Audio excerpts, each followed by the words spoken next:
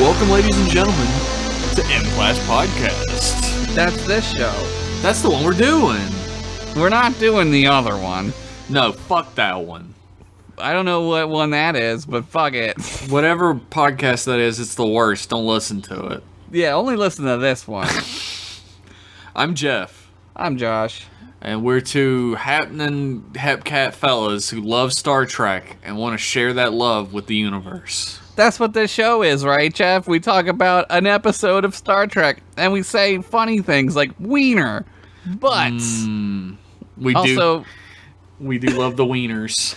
We do. Also, we talk about why the show is either good or bad. It's true. At the core of it, it's like a review show, but our opinions don't matter, so fuck it. I mean, they matter, like, the most to us.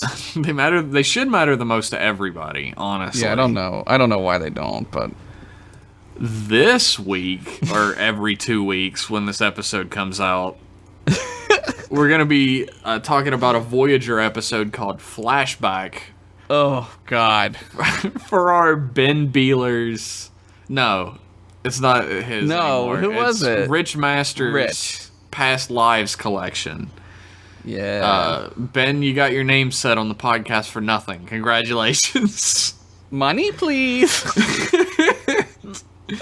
This is season 3, episode 2 of Voyager, and it first aired on September 11th, 1996.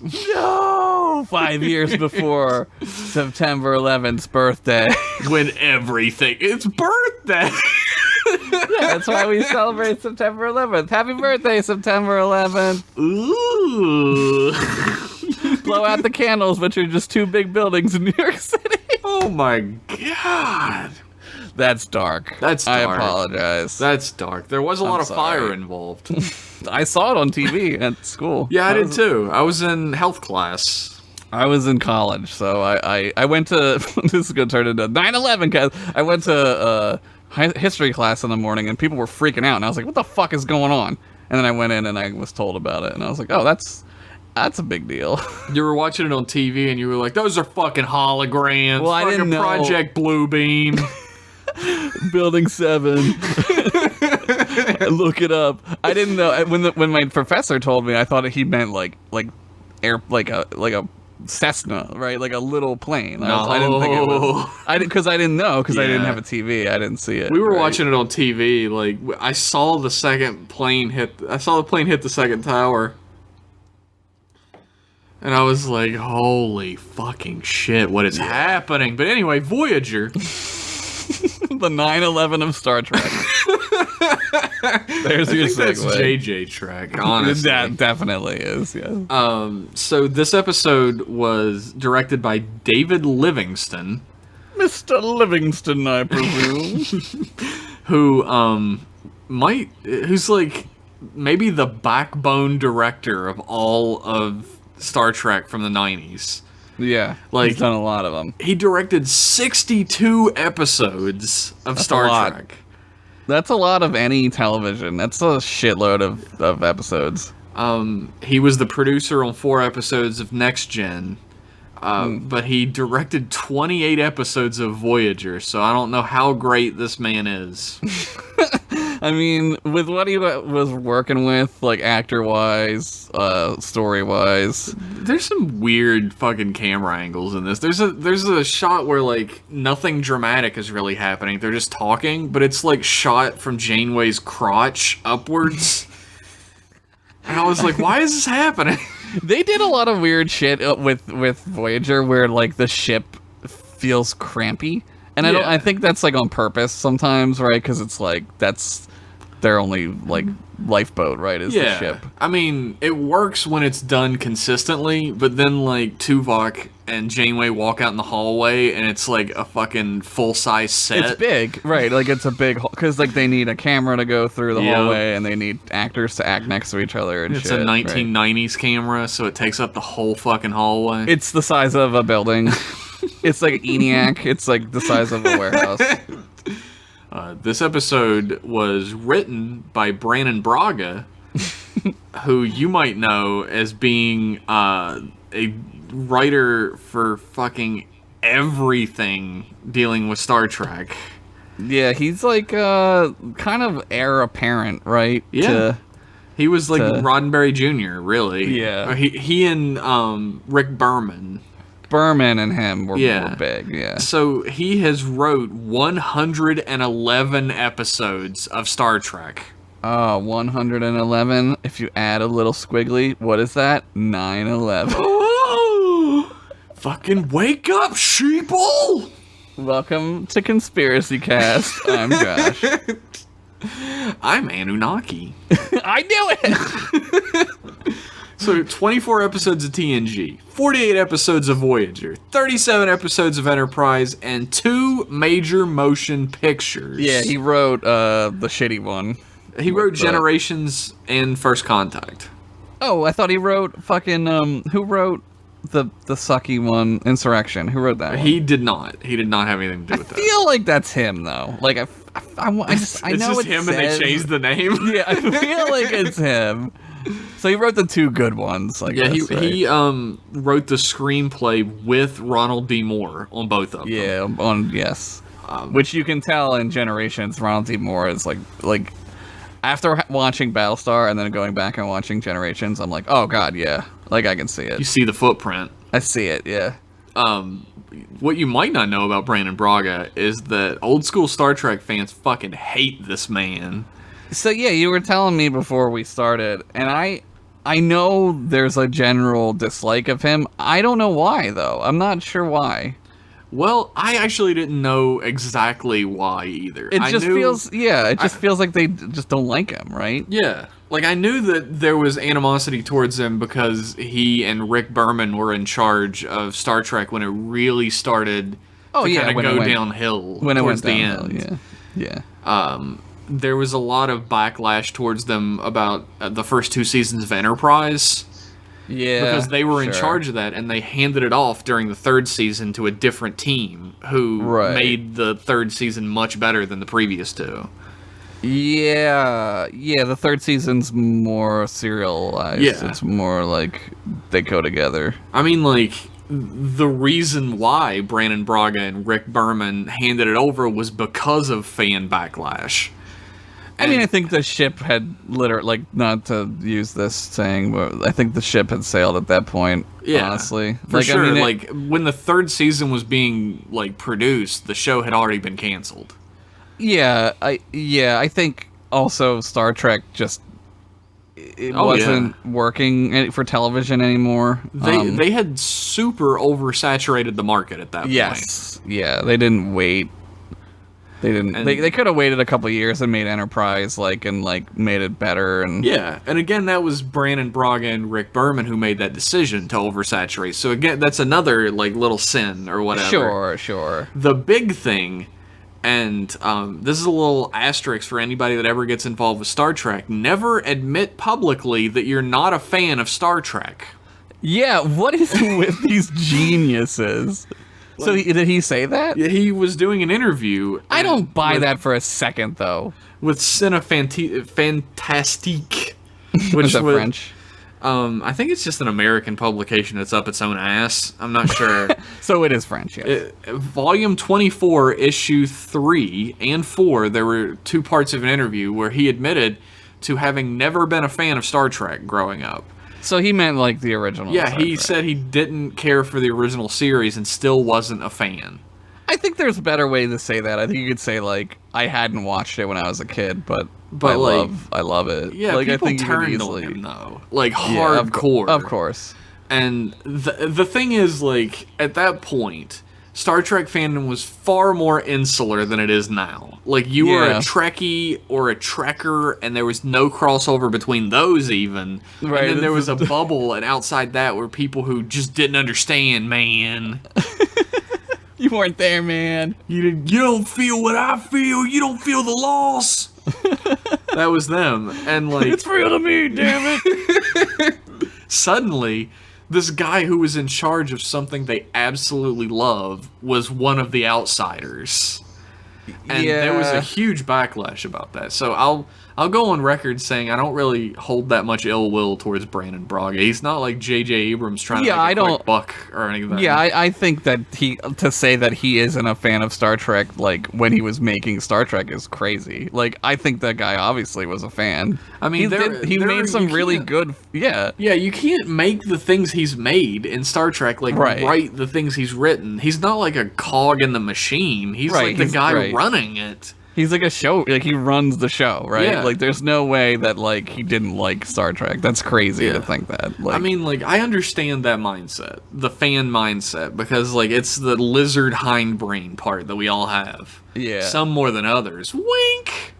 I do not.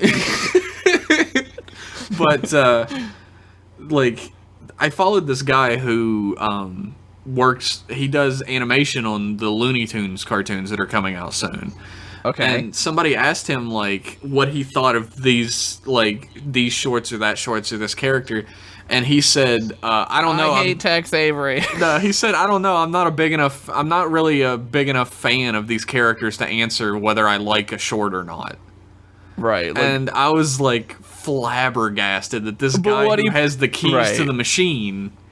He doesn't have the keys to the machine. He is just a part of it, but he doesn't care for what he's doing enough to even answer that type of question. Drove me insane. What he probably meant to say, and I don't mean to be like that guy who's like, who's misquoted, or because I'm sure he said exactly what he said. Yeah. But like, what he probably meant was, I can't answer a specific question about a specific title of a short.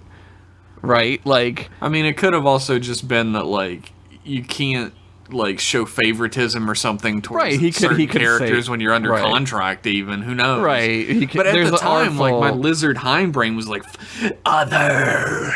That's how I feel about Abrams. And that I'm going to put it in. I'm going to put it in at the commercial. The clip of him saying he doesn't like Star Trek. He's never been a Star Trek fan. Yeah. It shows. It certainly fucking shows. I absolutely love Jon Stewart's response to that, where he's like, "Excuse me, wait, let's go back to when you said you weren't a Star Trek fan." Yeah, he's like full on like journalist mode at that point, where he's like, "Wait a minute, fucking Jon Stewart loves Star Trek, so he was fucking like offended for everybody at that moment, and I appreciated that. He was a national treasure, but like." I think the nail in the coffin for Brandon Braga that really sealed his fate with how people treat him is that he did 9/11. Yes.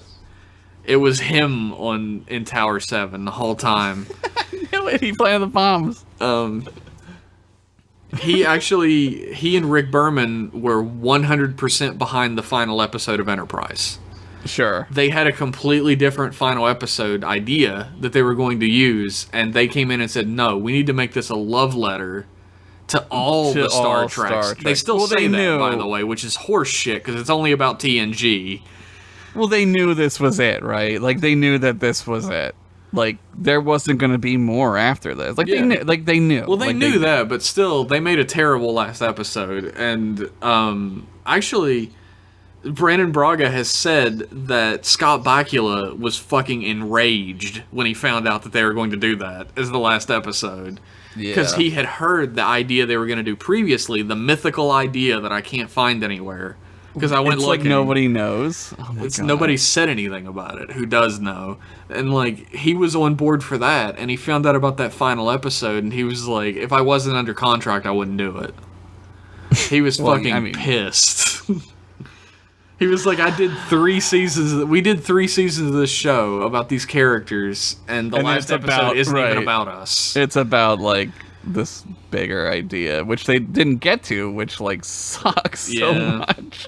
It fucking sucks, dude. And it's like, I understand why people hate that episode, and I understand, like, Rick Berman is, like, a slimy Hollywood...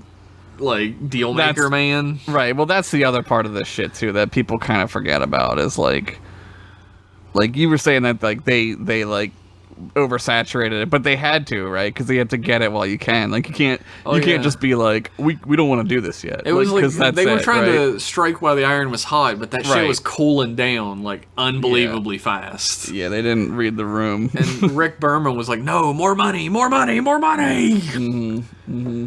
And Rick Berman has he gives all these flowery speeches about like how much he loves Star Trek or whatever, but like what has he contributed? Right. But Rick it's like Brandon Berman. Braga is like, I think he's charged with a lot of Rick Berman's crimes, which I think is he's tied to him. unfair.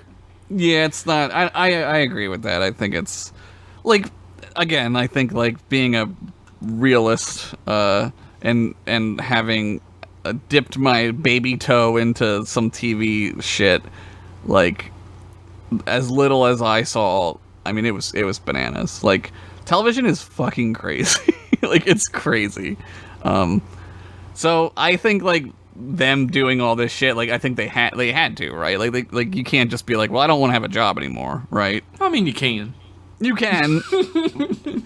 But like I think at the same time it's like, well, I want to make like a prequel, which is sort of a bad idea, but I think as far as the subsequent prequels or whatever you want to call them, like you can, like Enterprise is definitely the strongest. Oh yeah, it's right? all prequels all the time now. Fucking oops, all prequels. Like it's crazy. We're never gonna see a continuation of Star Trek ever again. No, it's just prequels now.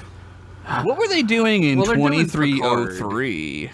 Yeah, but it's a different universe. It's all this. I mean, maybe. Like the thing is, Right. they keep quoting It's my favorite thing when a new show is coming out or a new comic or a new video game. They like hyper analyze every word someone says. Right. So all Patrick Stewart had to say is like, well, in this universe, this, and this happens, but he means the Star Trek universe. Yeah, he could mean that, or he could mean like he could have just said it offhand. Like who knows? He's not thinking that people are going to hyperanalyze every word he says, but they do. Right. He's not being super specific because he's actually not allowed to be super specific. It's called an NDA. Look it up. Non-disclosure agreement. You get super butt fucked. Yeah, that'll be your last day in Hollywood if you fuck that shit up. Unless you're working on the Marvel movies, you can just spoil shit as much as you want, I guess. Well, there's 50 of them, so whatever. Tom Holland is like apparently super notorious for just like saying the plot lines and spoilers in interviews. I love that because fucking who cares, dude? Fucking and every time he does it, he's like, "Oh shit." Yeah, you work for Disney now, dude. You gotta keep a lid on that. They're crazy, man. Yeah, they'll fucking murder your family. That's the saga of Brandon Braga. I'm sure I could make a great song out of that. Oh my god, it's like American Pie length. Fuck yeah. The saga of Braga. Brandon Braga vilified unfairly? Question mark? Top 5 reasons Brandon Braga isn't a dickhead? Unfortunately, there are stories of him being homophobic to writers who were gay who came in. He's a baby boomer, so of course there are. Yeah. Take that.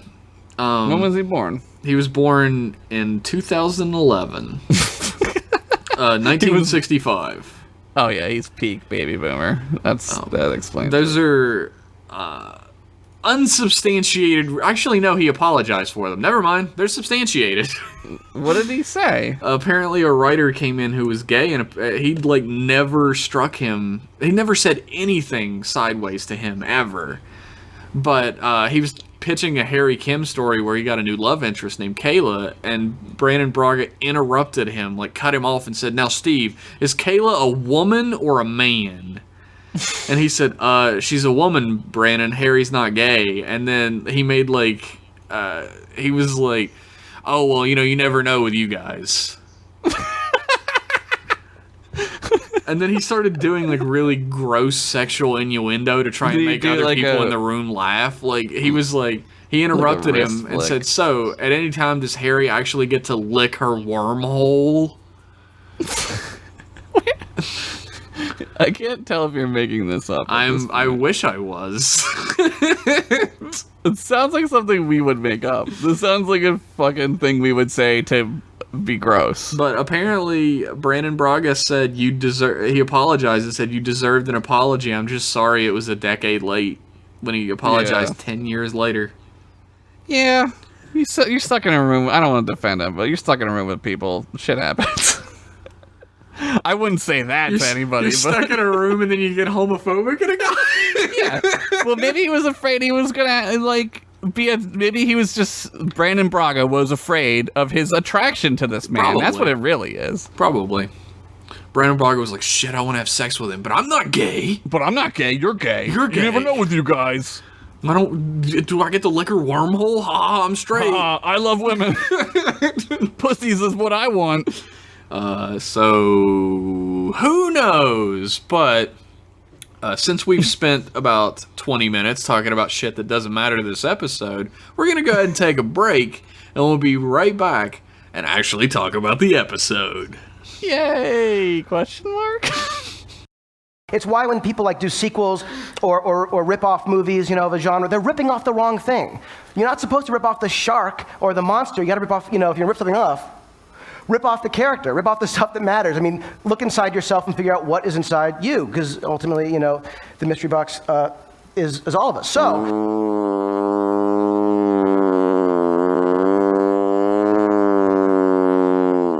Welcome back, ladies and gentlemen. Hopefully you, it's not going to be a gooder service this time. It's going to be J.J. Abrams being a shit face, right? I mean, if I remember, which I probably will. I'm pretty good about that. Yeah, you usually put in what you say you're going to put in. I have a really good memory about certain things. Numbers, I'm really good at remembering numbers. Asses. I can draw a butt. I mean, I'm not good at drawing the butt, but I can, outline of all the butts I've seen in my life. He can draw a photorealistic ass. Don't listen to him. It's the only thing he can draw, but he can draw it perfectly. Yeah. Dude, I should just get really good at drawing butts. There's a career in that, I'm sure. I mean, it's butts. So in this episode, it starts I remember I was starting to play the episode and I said, "Oh yeah, this isn't a bad episode." And then Neelix's fucking face appeared out of the darkness. It's I'm not gonna lie to you. The first 20 minutes of this episode, I was zoning out. I was playing a game on my phone during most of it. I was like, I think I remember this one. At first, I didn't remember which one it was until I saw the flicking Netflix preview that flicks the images, Yeah. And then I saw the Excelsior, and I was like, okay, it's that one. Okay, I remember this one. Right, but the preview image on mine had George Takei in it, so I was like, oh, okay, I remember what that one is. Yeah. But at first, I thought it was the Tuvix episode. Oh my god. And I was like, are we gonna have to fucking watch Tuvix?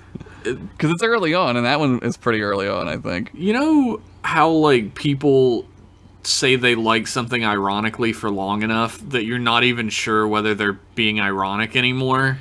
Yeah. That's Tuvix. That's called people.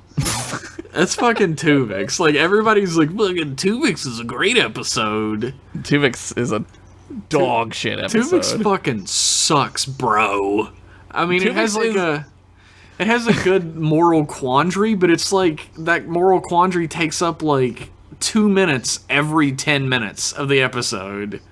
Dude, I can't even speak to Tuvix that much because I've seen the episode a handful of times and I don't remember a goddamn thing about it. It's garbage. But it's the two worst characters in the show. I mean, Tim Russ and Tuvok isn't the worst character, but I love you Tuvok. mix him with Neelix, it's awful. I hate it. Yeah, it's if Tuvok is peanut butter, you think they're oh, we'll mix him with Neelix. It'll be peanut butter and chocolate. No, but Neelix is dog shit. It's peanut butter and clams. That's what it is. It's no.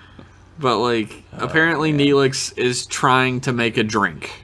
He's trying to make a drink that's orange juice and also other juice. And apparently it looks like grapefruit juice. Apparently this is a difficult task that Neelix needs a taste tester for. And he picks the guy who's not gonna give a shit about what he's drinking. Yeah, he's fucking bring me some plomeek soup. It tastes like nothing. I'll take some hot bread water. Do you have any of that? That's what my people eat. But he's yeah, it's alright. Because he fucking hates Neelix. You can tell. Oh yeah. Vulcans aren't allowed to hate, but he hates Neelix. And Neelix is I'll make you some eggs. Here's a fucking story that's you're Tuvok is supposed to be annoyed at this shitty story about eggs that goes on too long. Yeah. We, the audience, also have to listen to this story. Yes. We are annoyed. I was checked out at the Neelix. I'm usually pretty not hard on Neelix. I think because I always send you the Neelix gift. It's the bane of my life, yeah. Which, it's either Neelix gifts or Cheryl Blossom gifts. Look, one of those is a billion fucking times better than the other, and it's not furry feet dancing, I'll tell you that much. Yeah, Cheryl doesn't have furry feet. No. Unless she does, I don't know. Is she a hobbit? I didn't know that about her. Maybe. That's fine, she's still hot. Next season. Next season on Rivendell. So, like, we have to listen to this boring fucking egg story, but then they blow up, and everybody's like, oh no, what happened? It must be a power surge. Yeah, the stove, like, explodes. Like, and, like, Neelix has a stove? How do you have your fucking stove hooked up to your warp core anyway? What the fuck? It's a direct EPS link to, it's like this fucking shit is, like, throwing out plasma radiation and shit. Like, fucking, we're all getting irradiated when we go to the fucking cafeteria. It's like the warp core's acting up again. I can't use my microwave. Who's using their microwave on deck 2? We gotta go to warp 7. Like, they're apparently been working in engineering, and they got a new energy source, and who cares? Captain Janeway calls him to the bridge. Yeah, and who cares? Exactly. It's here's a plot. Here's a MacGuffin. Yeah, we need to get this stuff. They're floating around the gaseous anomaly. And the anomaly has, like, super powerful energy in it. Yeah, it's called Cerulean. Yes, Cerulean. Which is a thing. And all the bridge officers show up, and they're like, we could use it to power our gas-powered dildos. Like, well, I think we should use it to make a robot, and then the robot, like, makes the food, and then Neelix could just have a day off. It's like all these terrible ideas.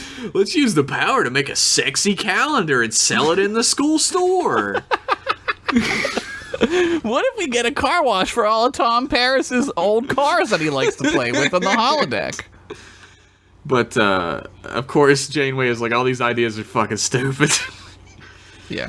But, we're just gonna use it for the fucking warp core assholes. Yeah, Tuvok has an aneurysm.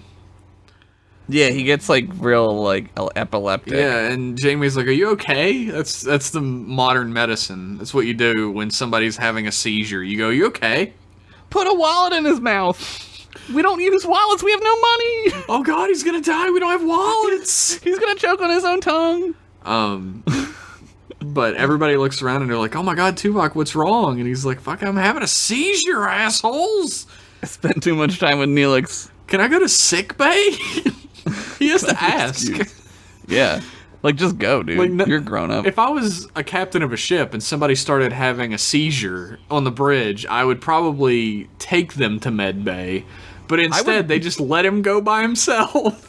Yeah, no, you'd have to go with him, right? But I would abuse the fuck out of the site-to-site transport, like, at all times. I'd be like, beam me to my ready room, please. Fucking beam myself Beam him straight to sickbay, but no, they just let him take the elevator by himself. Fuck it. Yeah, what could go wrong? But he has a vision of a tiny Tuvok holding onto a human girl's hand.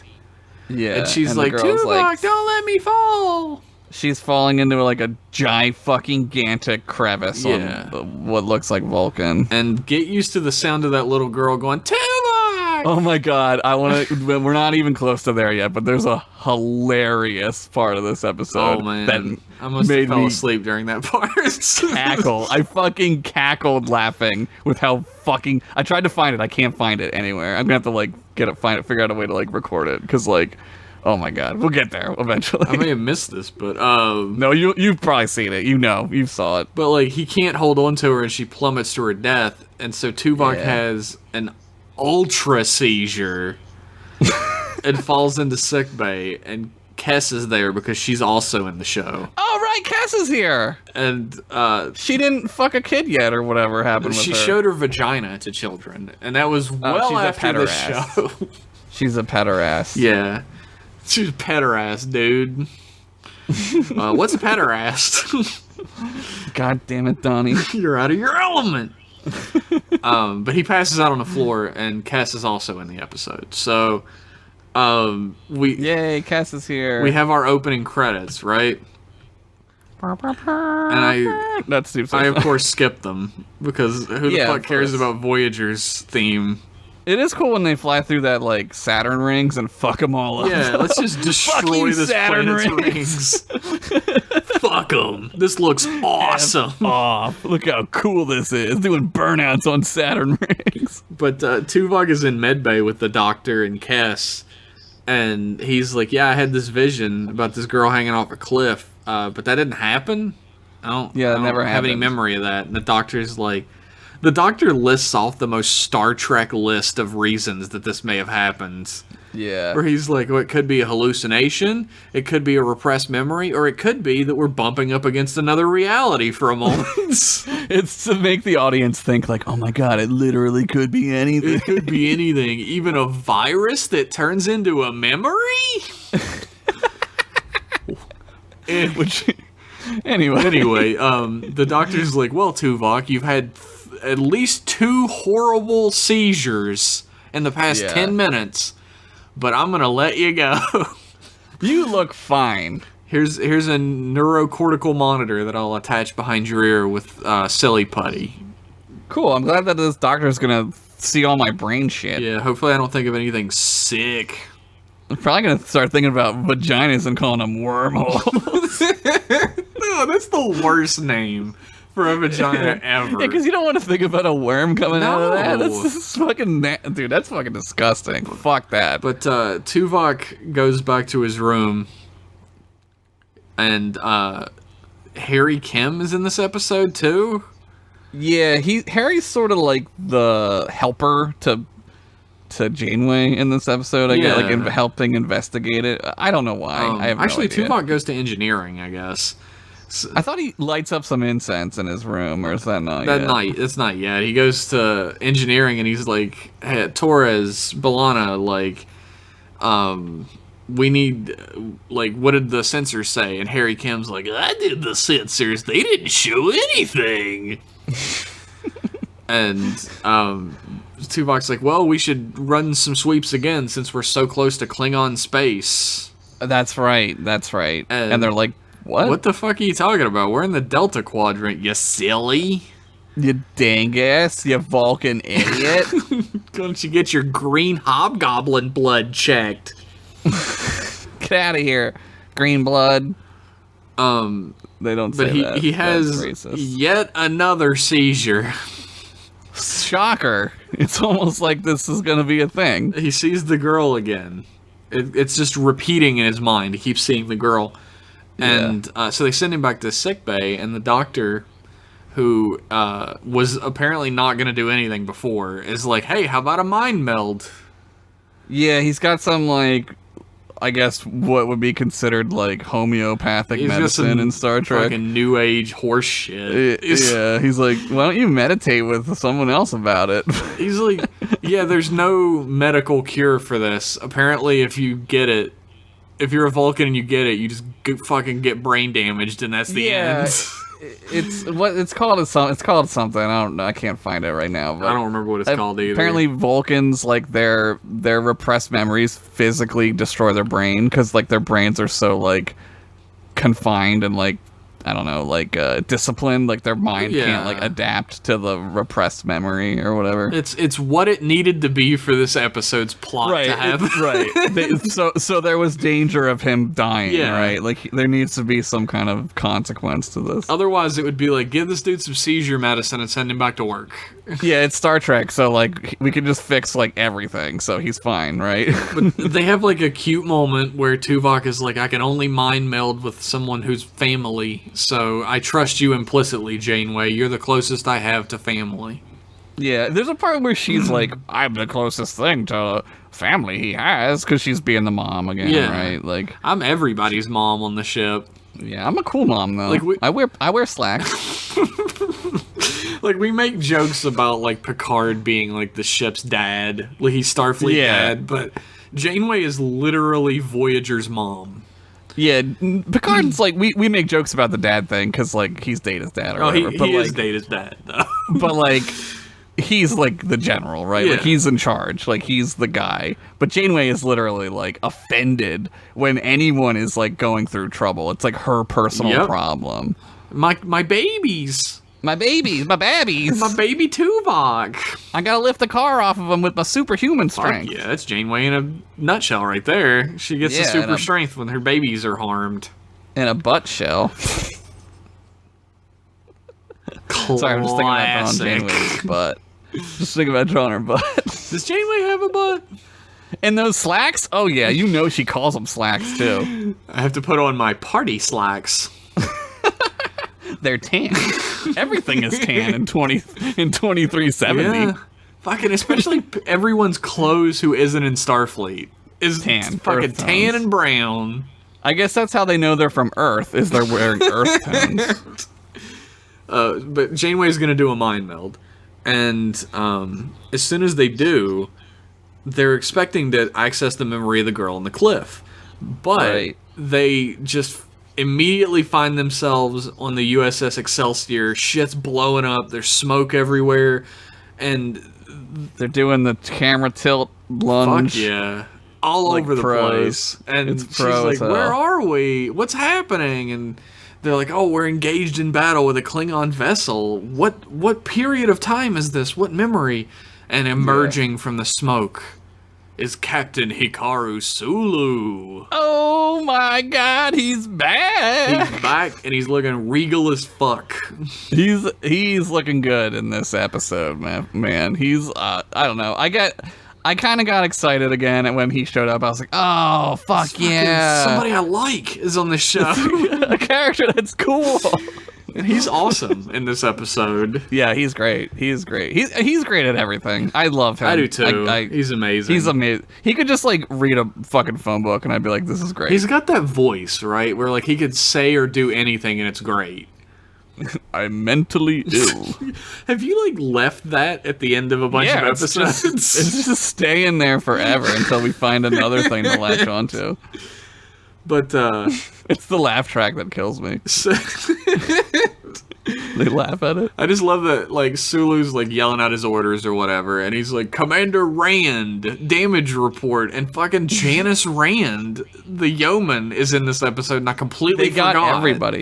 They got everybody back. They got the guy who turns around in his chair and gives reports in Star Trek 5. 6. It's in 6. Yeah, it's Star Trek 6. Like they got that guy. Yeah. And there's footage of him from the movie turning around and giving the report, but then there's also footage of him. Yeah. No, they reenact the shots. It's pretty impressive. Like there is a shot, because I noticed this. It might just be like different lighting that did this.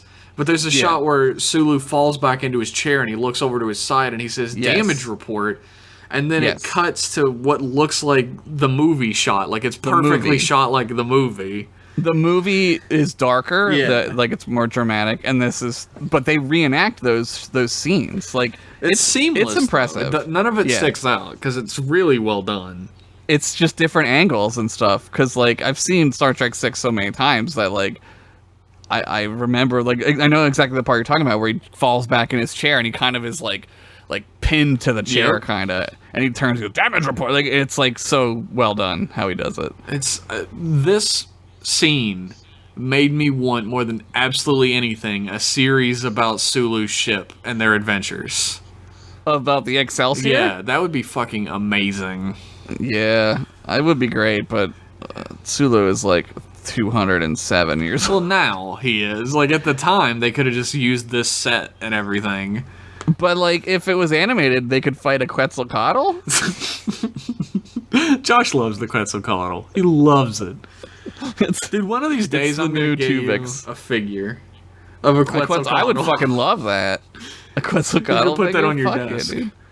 The god of, I think, death. You remember when Kirk fought this? It had a spaceship? I don't know. Ancient aliens. But, like, there's a dead guy on the floor, and they're like, why are we on the Excelsior? What could this have to do with that little girl that died from your hands? Mm-hmm. I don't know. At this part, honestly, I was like, this episode is bananas. Like, there's parts of this episode where it feels like it's off the rails, and not in a good way. That's true. There's parts of this episode that are, like, completely pointless. Yes. Like, the one that really sticks out in my mind, we're not anywhere near it yet, is when Sulu can suddenly see... Yes. Janeway. Thank you. Like, Thank you. I wanted to talk about that. That's completely pointless because nothing comes of it. It doesn't mean anything. Yeah, because they just hide her. Like, they just put her in a uniform. Yeah. Like, what's the point? Just make it so they can't see her. The like, idea is, like, to put her in a uniform. Like, we want to see her in that era's uniform. Just we have can sell her a toy. Wear it when she shows up. Yeah, just have her be in it, right? Yeah. Why is she in her uniform? Why is Tuvok in his uniform? It's all happening in his mind, so why it doesn't matter, It's right? like a holodeck situation. Who cares? Yeah. It doesn't mean anything. It's imagined. Yeah. But he's like, yeah, this battle happened because there was an incident 3 days earlier, and then they just flash back. They flash back in the mind meld. Yeah. To Praxis. Mind meld flashback. And which I love this. This is the part of the episode where I'm like, all right, I love this. I do too. There's a great scene where like Rand comes in and she says it's time to protect the Federation from gaseous anomalies. Yeah. And all the guys are like, ha ha ha. Our jobs are pointless. We sleep in bunk beds like children. Yeah, that's a little like I guess that's how it was for like non-bridge officers since bridge officers had their own quarters. But you see Sulu's captain's quarters in the movie when he yells at Christian Slater. Oh, yeah. Dude, Janice Rand has her own quarters on TOS, and she's a fucking yeoman. Yeah, yeomans aren't high up. So I think everybody has their own quarters. Yeah. Janice Rand. She's in this episode, which, like, I completely forgot. I also completely forgot that Kang is in this episode. Which is great also. I love that. Some Kang is always good. That's always a good time. I think I've mentioned this probably a million times, but Kang is the voice of Mr. Freeze from Batman the Animated Series. That. I thought Arnold Schwarzenegger was Mr. Freeze. The good Mr. Freeze. Cool out, chill out. Let's kick some ice. Wow. But like he's in his commons quarters or whatever, and Tuvok is like, I'm gonna prepare some Vulcan tea for Captain Sulu. And Janice Rand's like, oh, kiss an ass, huh, you fucking brown noser? And he's like, wait, no. Dude, I love how in the movie, because this is happening, I guess we should specify, this is happening concurrently with Star Trek 6, right? Like, this is when Tuvok returns to Starfleet, right? No, this is before he leaves. He's before he leaves. Yeah. Like, this gets a little confusing with him.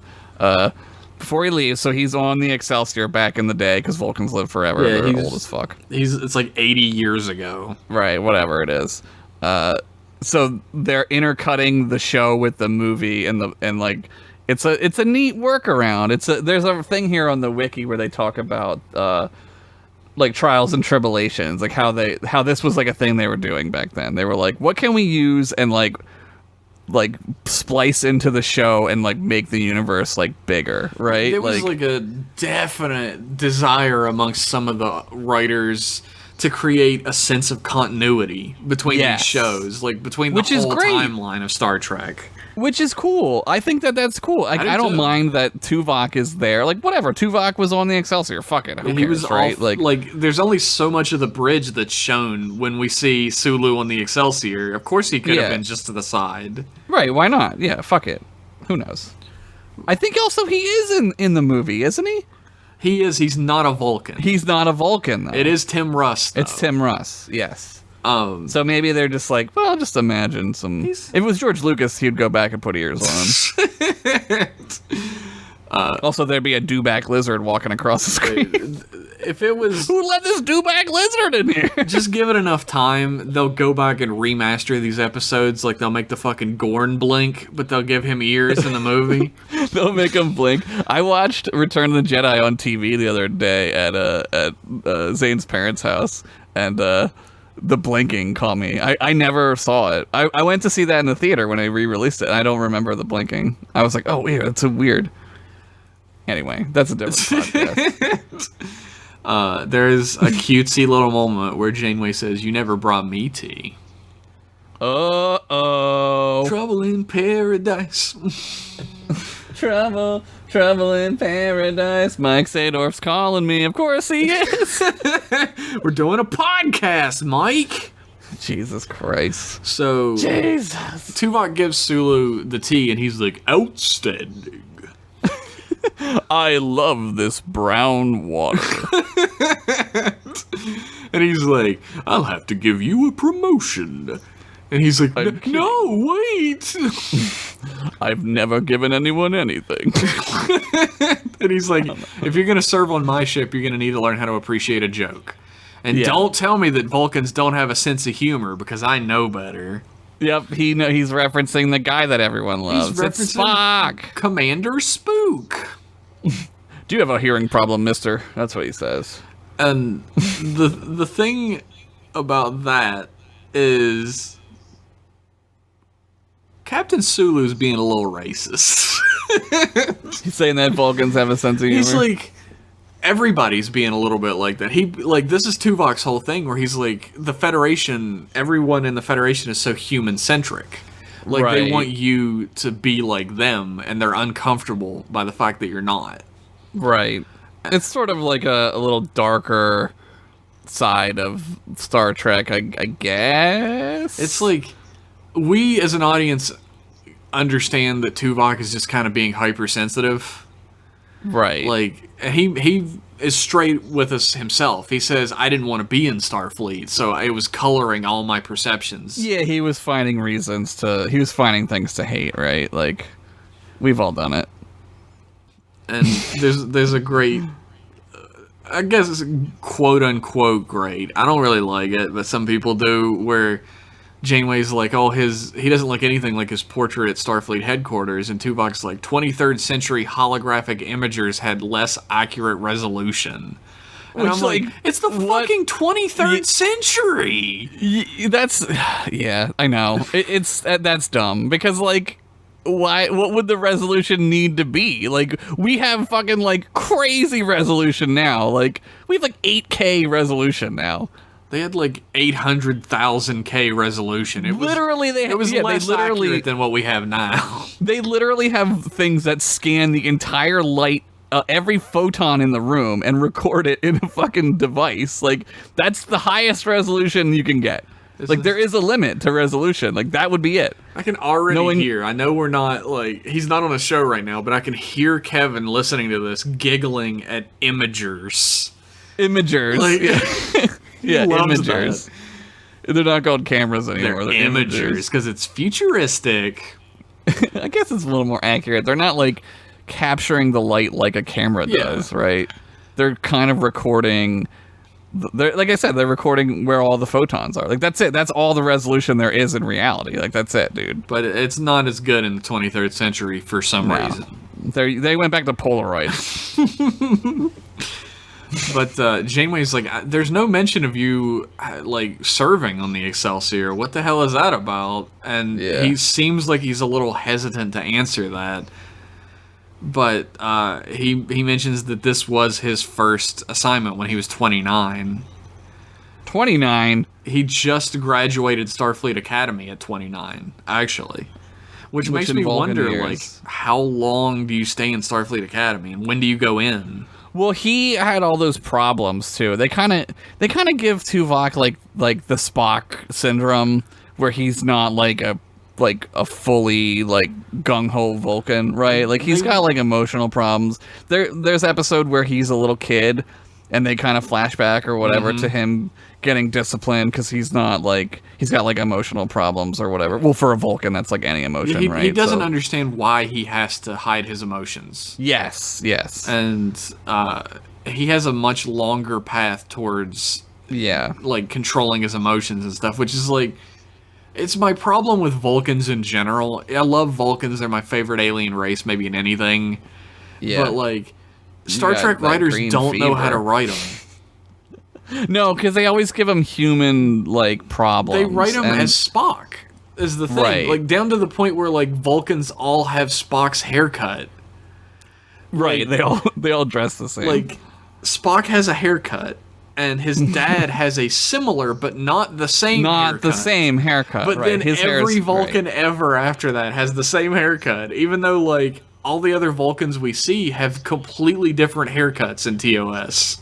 It would be interesting if somebody were to come up with like a Vulcan character that had a Vulcan point of view about something, and that's tough to do because like you're inventing it, right? That's true. But like, what would their society's problems be? Like, like pressure to succeed is always there because they're like highly like intelligent. My favorite like, Vulcan stories are all about differences of like viewpoint between the Vulcans. Right. Like, being perfectly logical doesn't mean everyone agrees on what the perfectly logical choice is. Logic is subjective, like as far as anything, right? They like, think it isn't, is the thing, and that makes great conflict between two people who have different ideologies. In a lot of ways, they're like hyper religious because their religion is logic, and everything revolves around like their quest for like perfect logic, which doesn't exist because like the universe is like fucking crazy complicated, right? Well, that's the thing about Vulcans is that they seek logic as a way to control the chaos of the universe. Like there's to control themselves. Oh yeah. There's a great scene in this episode where Tuvok is like trying to control himself by like chanting Vulcan mantras. Right. And really, at the end of the day, like the search for logic that Vulcans go through is entirely about controlling their incredibly powerful emotions that can rule them very easily.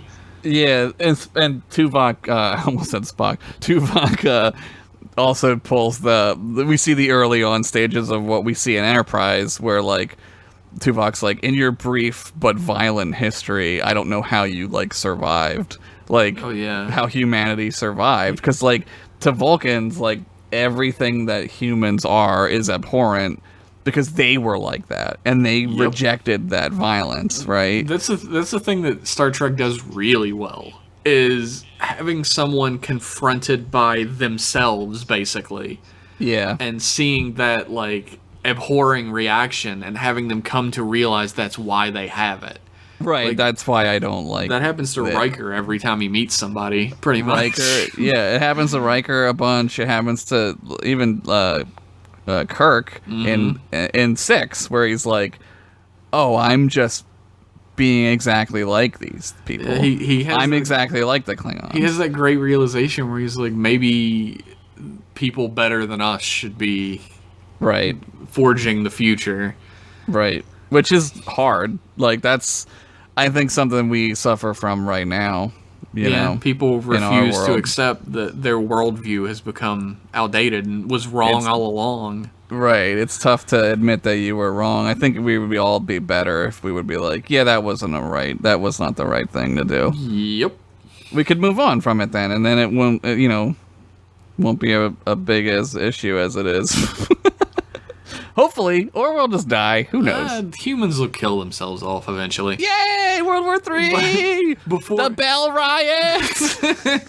But before, Tuvok is able to talk more about his time on the Excelsior, Janeway interrupts. She doesn't let him finish for some reason. She's just like, are they about to fight the Klingons? And he's like, no, not yet. Like, the Klingon moon Praxis had just exploded, like Star Trek 6. Yeah. And she says, that's where the Federation Klingon Peace Treaty came from. Yeah, she has to tell the people who didn't see the movie about what it is. See our movie. She's like, this is what this is. I hate that in television. You need to do it, but like I hate it. Buy it on VHS. It's only $90. But that's how much movies cost now. Jesus. They get caught in the subspace shockwave from Praxis exploding, which is straight footage from Star Trek 6. Yeah, they took it from the movie. Which still looks great. It does. It looks really cool. There's something that's lost. Like, the movies especially have this. Like, the original series is a whole lot of, like, stock shots. Yeah. But there's something so weird and alien about the space shots in the movies. Yeah. They feel cold. Yeah. Because they're not real, right? They feel distorted in some way that really makes it feel like an alien environment that we don't understand. Yeah, what they do now in, like, the JJ movies is they just flip the camera around. Oh, it's upside down! It's space. There is no up or down. Also, look at this crazy planet! Wow! Oh, everything's orange. It looks like fucking Guardians of the fucking Galaxy! Remember that movie? This one's that movie, but with characters that we don't care about. Look, there's Groot! He's dancing! So, the shockwave like hits the ship, and like Sulu does shields up. He does all of his shit from the movie. Yeah, turn the ship into the wave like a cool surfer. Hang 10 off the front of the ship. And Sulu's like, "What the fuck is going on? What was that? Like, let's scan." That's what it's called in Star Trek. Yeah, they scan. Yeah. And Janeway's like, do they go to investigate or not? And Tuvok says, "Oh no, they were warned off by the Klingons and continued their survey mission, because we don't have time to show that in this episode. We had to have that bit with Neelix in the fucking kitchen. That was more important. So we don't have time." Yeah. But 2 days passed, and 2 Starfleet officers are arrested for the assassination of a Klingon chancellor. This sounds familiar. Who could it be? But Captain Picard. Sulu says that he has an intense loyalty towards them. Like, he lived with those people. They saved his life dozens of times over. We're going to rescue them against orders. Mm-hmm. He doesn't even ask anybody if they're in on it, like Picard does in the movies. He's just like, we're fucking doing it. We're going. I'm in charge. Do you have a hearing problem, mister? We're saving Kirk and we're saving McCoy. They're my best friends forever. Even though I hate them. I hate fucking William Shatner so much. Well, yeah, Shatner and Kirk I try to keep as far apart in my brain as possible. Yeah. So I still like Kirk a lot. But everybody's on board. They're all like, "Yes, sir, we're gonna save these living legends because we feel emotions, gross fucking human emotions, filthy emotions." Tuvok is not okay with it. Tuvok is like, "We're breaking orders. I have to engage a formal complaint." Right. And he's like, "It's rather bold for someone who has an entire 2 months of space duty."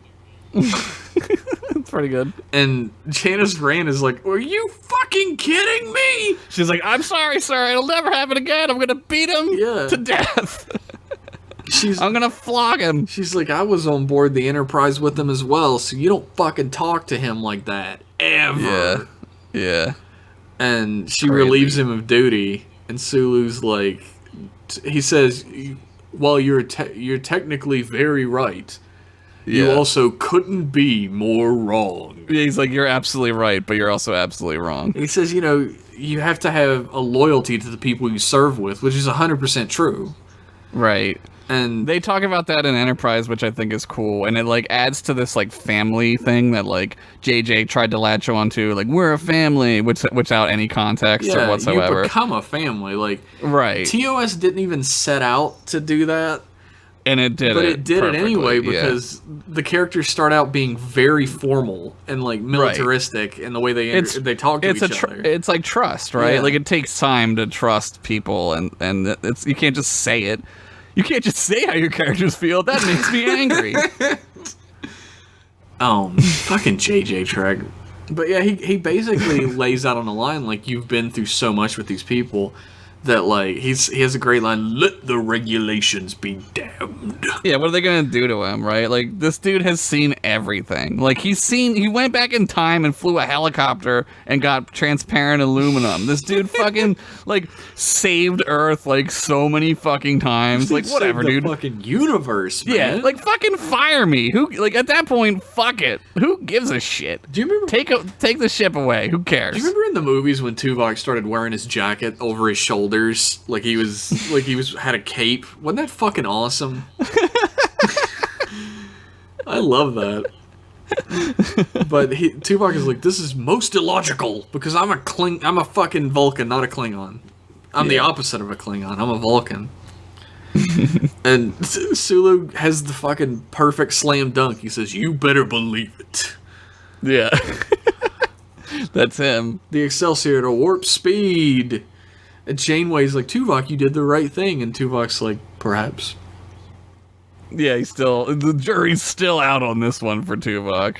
So the plan, straight from Star Trek 6, is that they're going to use the nebula to conceal, like, going into Klingon space. Nebula.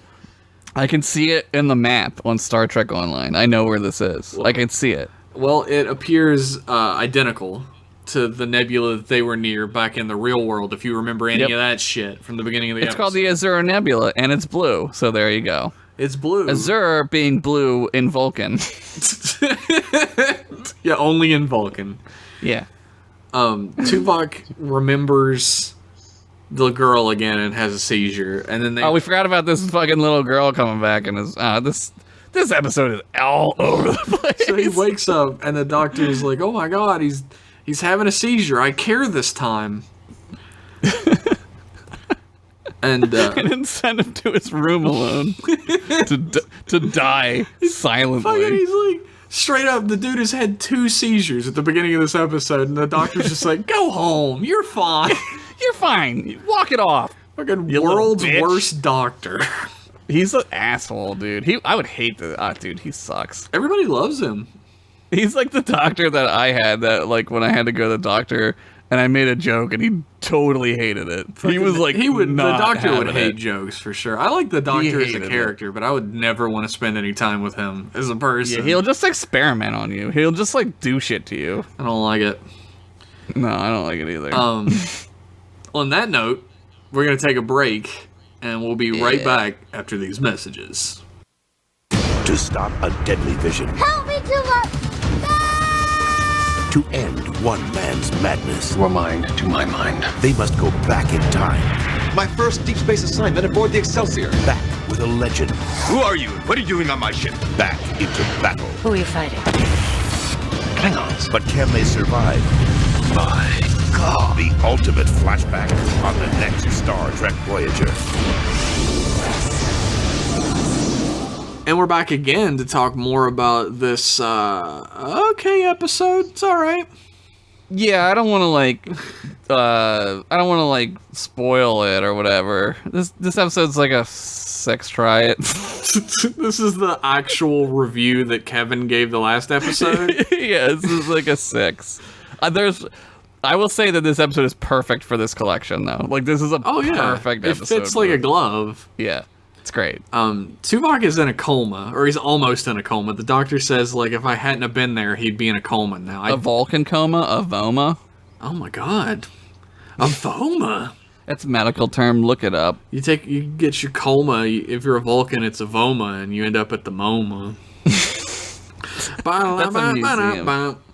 That's where art is. I've been there. It's a great museum. Museum of Modern Ass. Oh, when you get there, it's what it'll be. Yeah, with my lifelike butt pics. But Janeway's like, let's do another mind meld. And the doctor's like, he's fucking unconscious. And she's like, I don't care. I love mind meld. Go do something else. So Janeway, like, looks up the records of what happened on the Excelsior. And also Harry Kim is in this episode. He's back. Yeah. He's like, the 2 nebulas they look the same. That's it. They they're not the beryllium, and that's it. Yeah, because they thought that maybe the nebula was doing it to him, right? They were like, yeah. But no. Harry Kim's like, well, maybe they were just triggered because, well, first off, Janeway heavily hints that they were triggered because the nebulas look similar.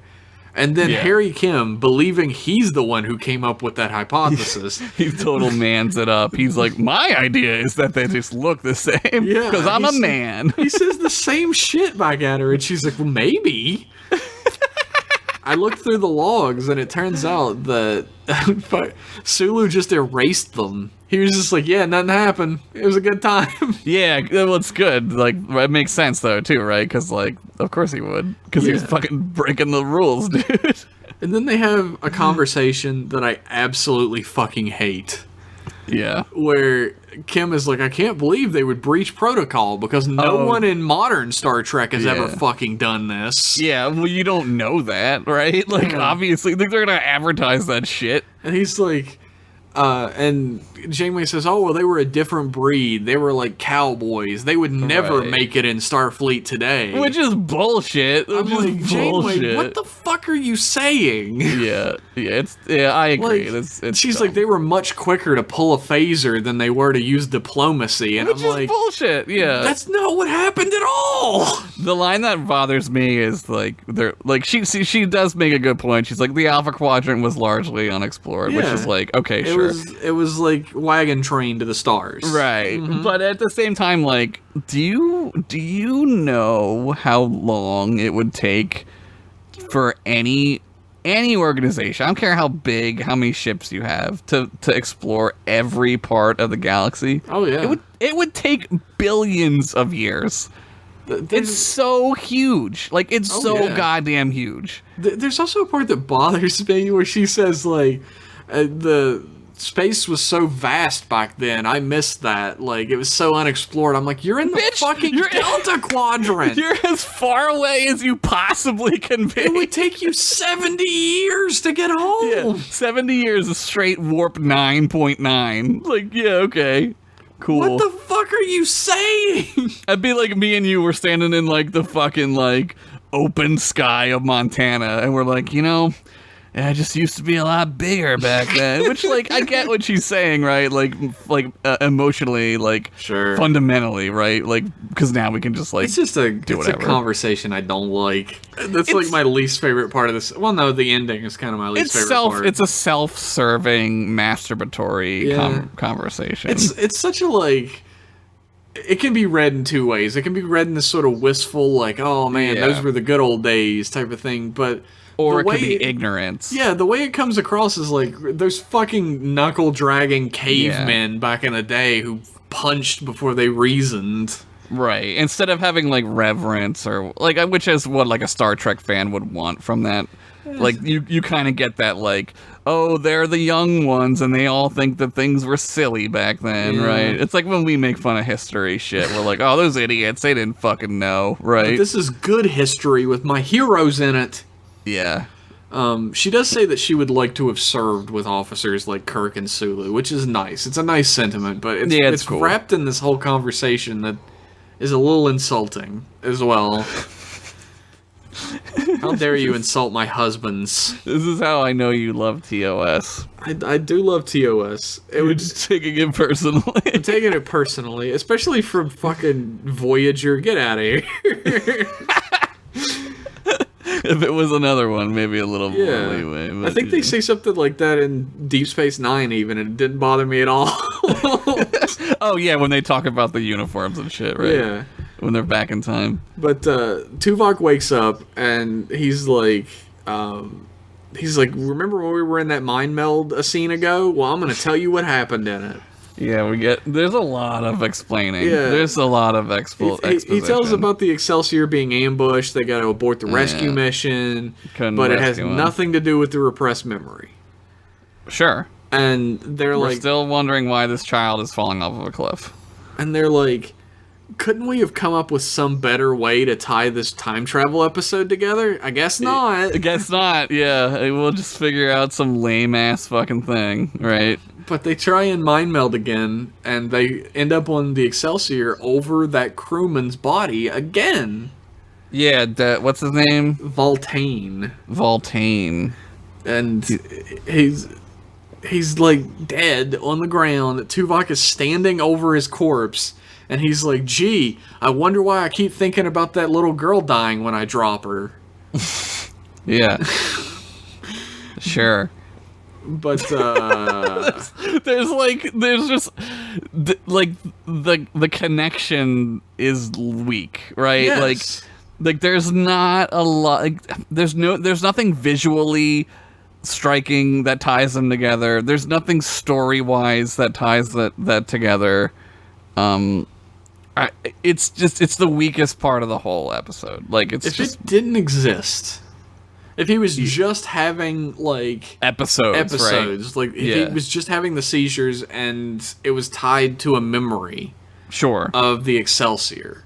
Right. That would be perfectly fine. It didn't need to be anything else, right? Just a repressed memory. Like, it's already been established that repressed memories cause this. Right, in Vulcans. Like, that's what happens. Yeah. But, like, they go back 2 days again, and we get to see Tuvok in his bunk, on his bottom bunk. He's sleeping in his bunk with his friend. His bunkmate, Voltaine, is... I like how they sleep in their uniforms. At first I was like, yo, what are you doing sleeping in your fucking uniform? That sucks. My favorite thing is, like, during the movie era, if somebody wants to relax, they just open the flap. Oh, they flap. They open that flap. The little flap, and they're like, ah. This means I'm off duty.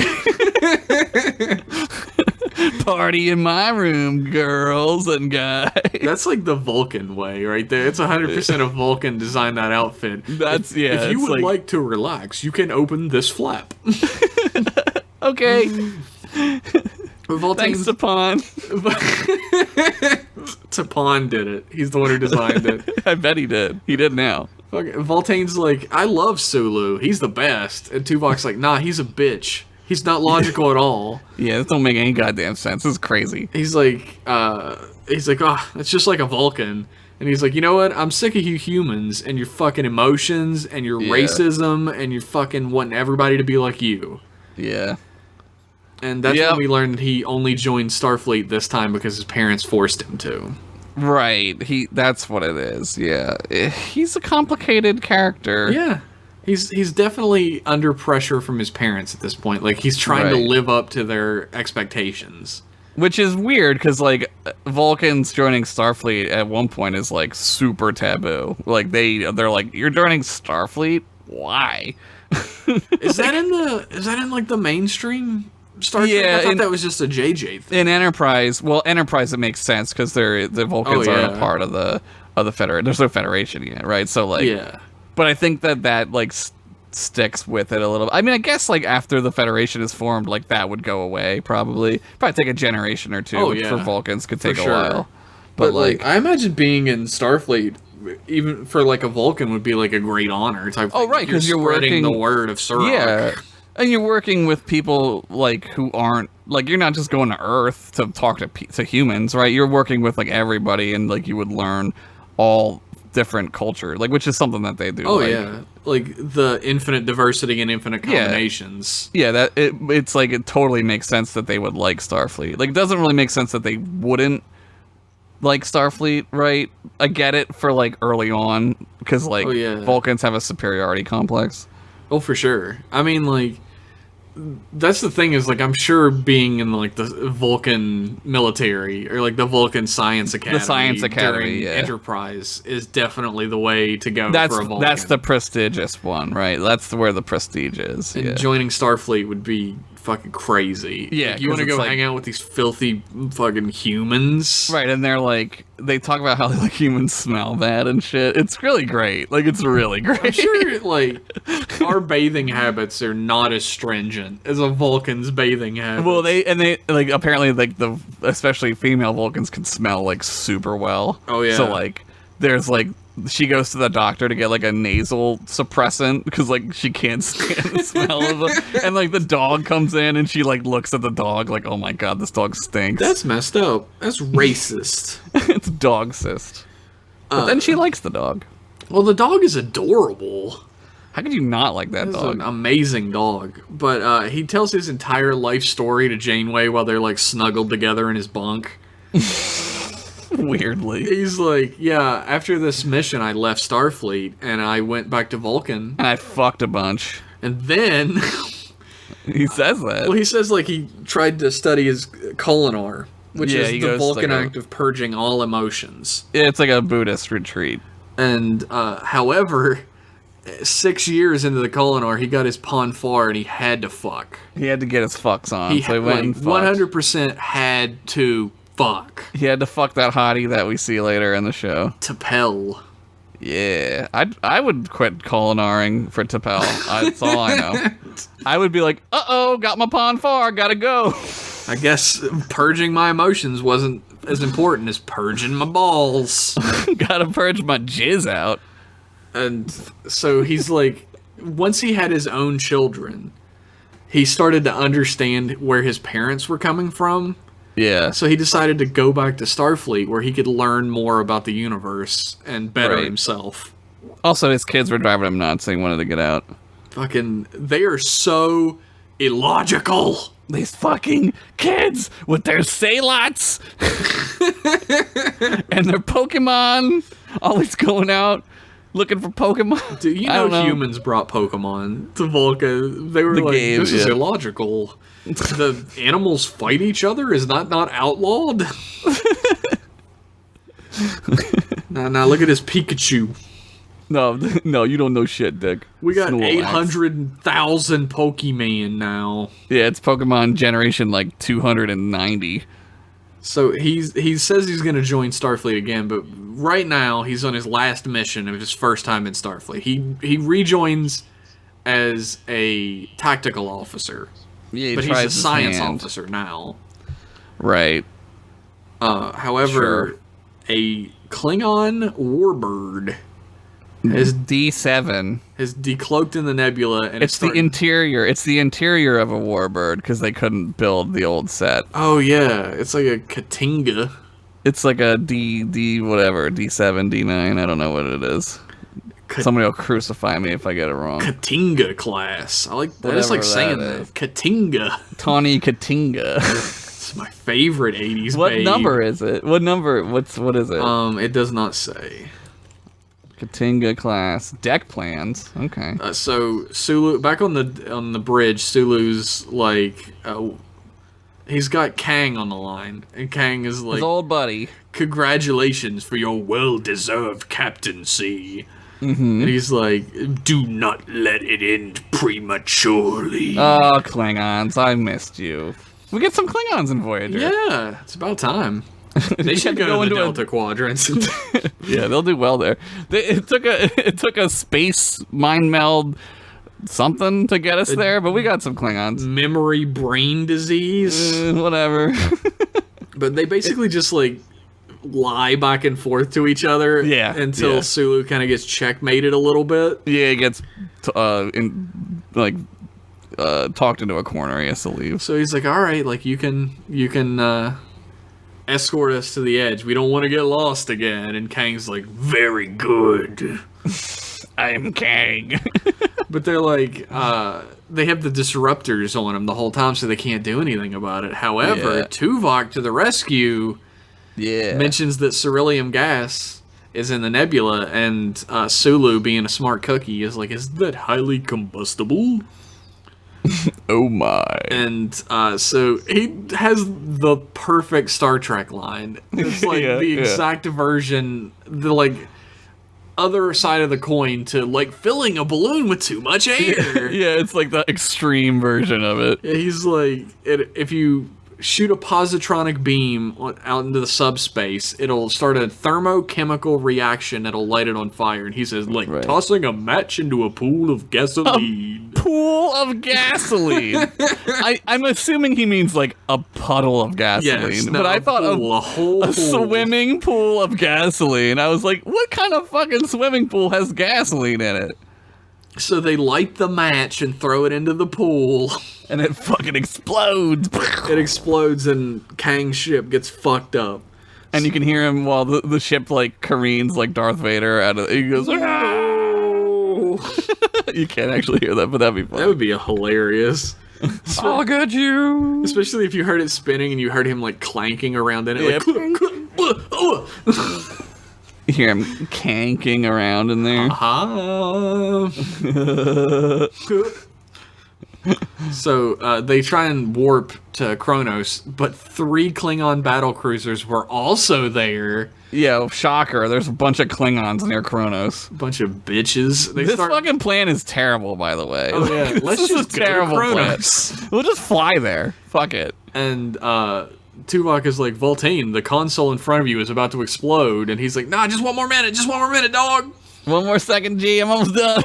And it explodes, and he's like, he yells his first name, which I don't remember. Dimitri's like, Dimitri, no! Yeah. Because it's his best fucking friend, dude. Because he's his sleep mate. And when you sleep under somebody, you gotta love him. Wow. So he goes over to Voltaine, and Voltaine just says, Tuvok! Yeah. And then dies. Yep. And the memory of the girl on the cliff happens again. Pops up again. What the fuck is this? And Tuvok's memory engrams are disabling back in Voyager's sickbay. Whatever that means. Which is a real thing. Look it up. It's real science. It's like putting a match in a pool of gasoline. The doctor's like, we gotta stop this mind meld. I'm gonna hit the off switch on my panel. That stops mind meld. He's like, wait, it's not working. If this keeps happening, he's gonna be brain dead in 20 minutes. And you look at the episode and you're like, oh shit, there's only 10 minutes left. Oh my god, we got plenty of time. But Janeway's like, Tuvok, I'm so stupid. Voltaine's death has to be connected. Yeah. And the audience is like, yeah, you are stupid. Yeah, let's wrap this up. That's what the audience is saying. That's what I was saying. I was like, 11 minutes? Oh my god. I ain't got time for this shit. I was like, what are we gonna do in 11 minutes? But Tuvok is like, oh no, something's gone wrong with the mind meld. And then Sulu turns around and sees Janeway and goes, who the hell are you? Oh, and then we get a commercial break. I'm just like, why was this necessary for this episode? this is because there's 11 minutes left. There's like 10, 11 minutes left, and they need to like fucking fill the time. Fill it in, right? And it's like, oh my god. So then we have this like wrinkle, which is like crazy as fuck. It's a wrinkle that doesn't matter and doesn't go anywhere either. I mean, it makes sense story-wise that but they never explain it well. Like there needed to be like a scene where the doctor is like, the memory engrams are deteriorating, so the mind meld is going to get a little crazy, right? Or you could say, like, I don't know what's going on in the mind meld. He just says, like, I can't control my thoughts anymore. Right. But like, if this went somewhere, like, if you got a scene where, like, I don't know, like, Sulu helps them, maybe? Right, or right. Like, something, right, right. He's literally, like, a cardboard cutout of himself that just walks around the fucking deck for the rest of the episode. Yeah, they don't use him at all. It would be great. Yeah, it'd be great if like he helps them, or he's like, I understand, like, or what, like whatever Sulu ass shit. Like, right? I can't say I understand, but I'll do whatever I can to help. I'll do what I can. Yeah, sure, right. But instead, he just goes intruder alert, and no one sounds the intruder alert. And he just runs around going, who are you? Tell me who you are. Who are you? They just NPC. Play his NPC dialogue over and over again. Exactly what I was thinking. Holy shit. We're the same person. They just ignore him. They just talk over him while he's in the background going, stop ignoring me. I'm the captain. I'm Sulu. I use swords. I was in the original series, you fuckers. Oh my. But they're like, if you're here, then the memory won't play out correctly. So we need you to appear inconspicuous. Right, which, sure, okay, whatever. Like, whatever. Right? Like, whatever. Like, fucking God. Instead of, like, just getting a uniform out of, like, a locker, they fucking assault Janice Rand and, like, strip her naked, steal it. They, like, violate her. Because, like, sure, whatever. I mean, where are the uniforms? Go to there. Just go to the lockers and take one. Just have the tailor make you one. But instead, they assault Janice Rand and take it. Sure. Something happens in the real world, but who cares? Yeah. Oh no, this is when they find out that there's a virus masquerading as a memory engram. Sure. I mean, viruses are viruses. I don't think memory engrams look like viruses. I don't know. I don't think a memory engram is a real thing. but let's say that it is. How would it look like a virus? Like, how viruses does a virus? Are viruses. A virus is a real thing that really exists in the real world. It is a construct of atoms and matter. It's a protein. Memory engram it's really small. Is a fucking thought. It's not a thing. Yeah. But somehow it's pretending to be a memory. This virus has created a memory that is fake that it can play in people's brains to pretend like it's a memory. It's like a cool idea, but like it's a very Star Trek idea, and I don't mind it so much, but like this whole episode took so long to get to this. Like it's really kind of hand waved at this point as well. It's like definitely a hand wave. It absolves Tuvok of having to deal with anything. Yeah. So it's just a virus. So back on the bridge. Yeah, really. You're right. Like his trauma is completely fucking done. It doesn't matter. Nothing. It doesn't matter. Virus. It's like that. What's that virus that people who own cats get? Cat scratch fever. Bam, bam. Oh shit! I don't have it queued up. Oh no. Yeah. No, it's like I forget the name of it, but like it like gets in your brain from like handling cat feces. So like everybody who owns cats has this, and apparently like they did like a study, and like people who have this cat virus, like that's totally harmless to people, but they find other people with the virus more attractive. It's fucking crazy, dude. That's wild. It's like, that's how the zombie apocalypse is gonna start. We're gonna... Cat shit fever, dude. What is it called? Cat scratch fever. Cat virus. Is that by fucking... Who's it?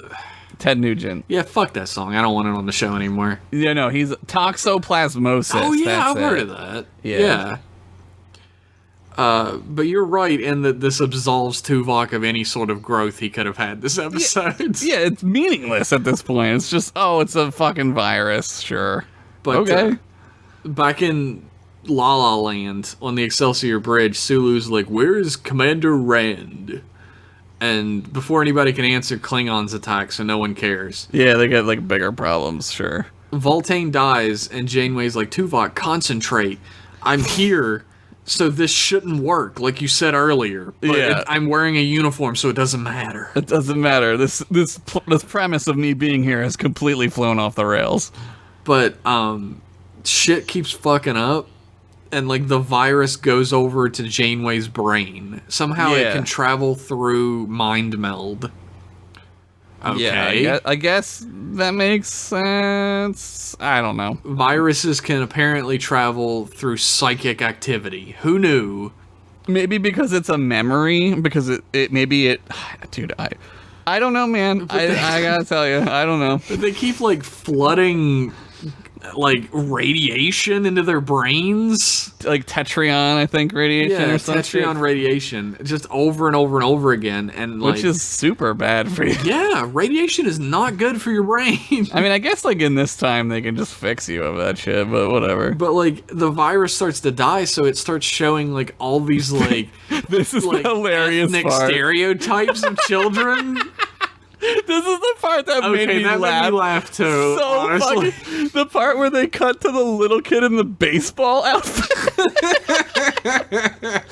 I think there's a part where it cuts to an Ewok. Yeah, it cuts to like a cave child. Like from the fucking Journey to the Center of the Earth. It's fucking crazy. It cuts to like Snagglepuss is the one dropping her. Yeah. Oh no. Oh no. Exit stage precipice. Snagglepuss. Oh my god. Exit stage right even. It's fucking ridiculous. Dude, it's so at this point I was like, oh my god. That made me laugh too, honestly. But like Tuvok and Janeway wake up. Also, I forgot to point out that they're sitting in office chairs, just regular-ass office chairs. That's all they could find that made sense for the shot that day. They couldn't get props to make them a bed or anything. Yeah, like, we don't have time to make, like, a Professor Xavier chair cover for us to make it look like the future, so it's just rolling chairs from Office Max. It's just 1990s Home Depot chairs. But we learned that the virus fed on neural peptides, just like our favorite peptide cake. Oh, neural peptide Deanna cake? Troi. Oh, fuck yeah. For my birthday, I want a neural peptide cake. Do you think you could get a cake shaped like Deanna Troi? I bet you if he took a picture to like a cake place, like they definitely could do That'd be it. amazing. They would just screen print like a cake. I'm sure they have like body shapes, right? Oh, and they yeah. just like screen print shit onto them. Yeah, they have cakes now that you can just get an image, like perfect image put like on. a picture. Well, I don't know. The cakes in the 23rd century, the resolution was worse. They didn't have good cake imagers at that point. No, so. not the cake imagers were not great. But Tuvok concludes through deductive reasoning that Sure. Voltaine had the virus, and when he died, he gave it to Tuvok. Where did Voltaine get it from? Who cares? And did he get it from the baseball kid or the cave child? Like what? I guess he got it from like the African stereotype child because that was the African one child? before Yeah. him. Yeah, there's like an African stereotype child. There's Janeway as like a little super redheaded girl. Yeah, she's like the brave girl, like when she was a little kid. She looks like Brave. Yeah. But like the doctor's like Kess is like, did that memory ever even exist? And the doctor's like, I don't know. Too late in the episode. Who cares? He said some jargon about like VHS copying. He didn't say that, but he's like, it's like copying a copy, and you know, who knows? It's like, wow, great, that was awesome. That was fucking pointless. Yeah, this whole episode. But like, they leave sickbay and they're like walking down the hallway, and Janeway's like, did the Excelsior ever manage to rescue Kirk and McCoy? And Tuvok's like, I guess you'll just have to find out in Star Trek VI. And he looks at the camera and he Undiscovered says, Country. That's a story for another time. And then the Conan music plays. Dun, dun, dun, dun, dun, dun, dun, dun, dun. But he says, just like always, Kirk had his own way of escaping. Yeah, which is cool. That's cool. And Yeah, he fucked that that what do they call him? Changeling. yeah, he fucked like a lot of things. He wanted to, but then he was like, "Oh, but you can be anything," and then he really wanted to fuck. People it. are always slut shaming Kirk. This is a more enlightened. I'm not era. slut shaming him. I'm saying fuck whatever you want. Nothing Yeah. matters in the future. Fuck Yeah. every goddamn thing. I'm saying other people shame him for it. They should be no. ashamed for I would- slut dude, if- shaming. if I was fucking in Starfleet and I wasn't like in a committed relationship or whatever, I would put my wiener inside of everything that wanted my wiener inside. Oh yeah, of it. anytime anybody was on board for having my wiener it. near him, it would happen. Whatever. Fuck it. Literally, fuck it. Boolean sex, yes. Klingon sex, Dude, definitely. Hearing yes. That about would like be the awesome. Boolean tongue being covered in like a gross carapace, I don't know about that. I don't know. Maybe it's awesome. Maybe it gets all slimy and it's dope. Maybe it cuts your dick off. Maybe. I don't know. I guess I would have to ask someone else how it goes first before I tried that. I mean, you could try it out in the holodeck first. Yeah, that's true. See if you like, and then go like full experience, right? Computer, please tell me if this would cut my dick off in the real world. It would not cut your wiener off. Your phallus. You call it a phallus. If you Hell had two yeah. of them, like Klingons, it wouldn't matter. Oh. Quit reminding me that they have more dicks than me. I feel so inadequate. I've got a John Larroquette fun fact of the week on this baby. Oh, fuck. Finally. There was originally a scene where Uhura appeared via view screen. Oh, where they talk to him. Yeah, but Nichelle should've left Nichols that was in. like, I don't want to be on this. Yeah. They were like, we'll have you on the show. And she's like, how long will I be on it? And they're like, literally 4 seconds. And then she was like, nah, I'm good. I'm going to stay home. He's like, yeah, get the fuck out of here. I'm not driving down to Paramount Studios to do this. Oh, Michelle Nichols. Like if I was her, I'd have been like, nah. Like I could go to you a gotta convention wait. and make more money. And You gotta like weigh. I don't know. I always say like I would be like game for that shit, but like these are real people, and like honestly, there are days when like I'm like, nah, I don't want to do that. You know, yeah. like I don't feel like it. there's apparently George Takei did some rewrites on this episode. That's good. Or he asked for changes to the script specifically. Like a lot of stuff about Vulcan life, they had wrong before he jumped in. Well, it's good they got somebody who knows what the fuck they're doing. Jesus Christ. That's what happens when you don't like TOS, Brandon Braga. There it is. You it all Brandon comes full bitch. circle. I think I know what the art for this episode is gonna be. Oh, what's it gonna be? It's gonna be one of us trying to pull the other one off of like the clip. Oh yeah. Oh my god. It could be like a split. It could be like a split screen. Like one of us is grabbing, and then like do like a I don't know, like an artistic. Do your art way of like making it a split screen, and then the other one's like, oh my god. I'll do it. I'll definitely have like the upshot of you holding your arm down, or maybe. Oh, it's gotta be me. I thought it would be me falling. And okay, you'll be falling. That's fine. It could be like one of us falling, and we're just drinking like a drink. I was definitely gonna have you drinking a beer as you're holding on. I almost want to put a text bubble. Give me your other hand, and then it's you drinking a beer. I'm just like chugging the beer.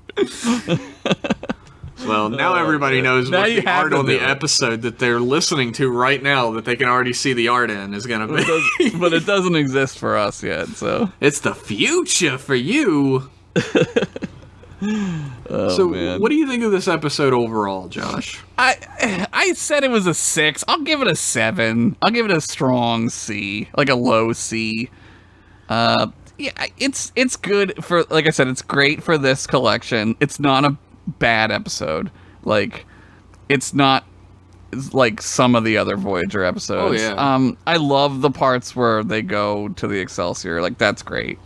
That It's makes the whole done episode well. worth it. Right. That the whole, and obviously the whole episode like revolves around that, right? And to the expense of the episode, even, where it's like they didn't really know how to like fit that stuff in well. I bet they probably had George Takei, like, they knew they could get him first. Like, they'd work something out, and they're like, Right. we'll write a story where you can be in it. Right. And then the writers were like, oh god, how are we gonna do this? Yeah.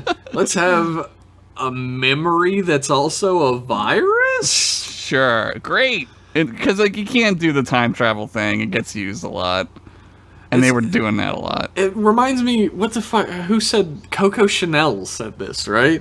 Jesus, That, Coco like- Chanel quote. That every time you leave the house, you should take one accessory off. Yeah, And it's like, keep it simple, stupid. right. Like, if they would have looked at this episode that way, they would have been like, well, wait, we don't really need the virus. Yeah, it could have. And that would have made the episode way better.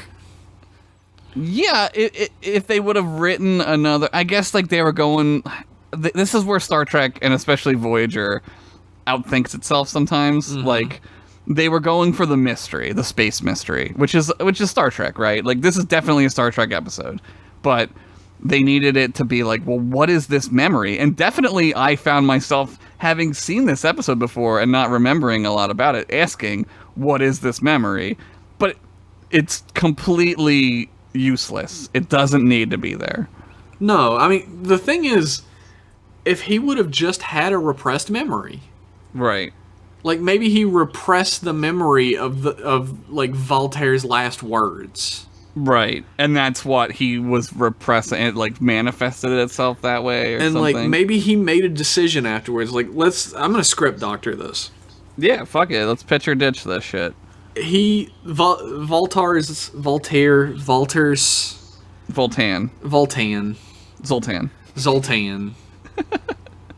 the machine from Big Zoltar. said, like, when he was dying, he said, like, please, like, I know you wanted to leave Starfleet, but please, in my honor, stay. Right. But Tuvok left anyway, And he felt guilty and he about it or repressed something. it. Right. And then you have that great little bow that you tie the episode in, where he says, you know, maybe the reasons why I came back to Starfleet in the end weren't just to better myself. Whether I knew it or not, I was trying to live up to his legacy. Right. You could. That's definitely better. It's way better than a virus that makes it mean nothing. It means nothing. It's pointless. I'll give this episode like a 6.5. Yeah, that's where I'm kind of floating around. I said 7. I said 6 earlier. It's like a.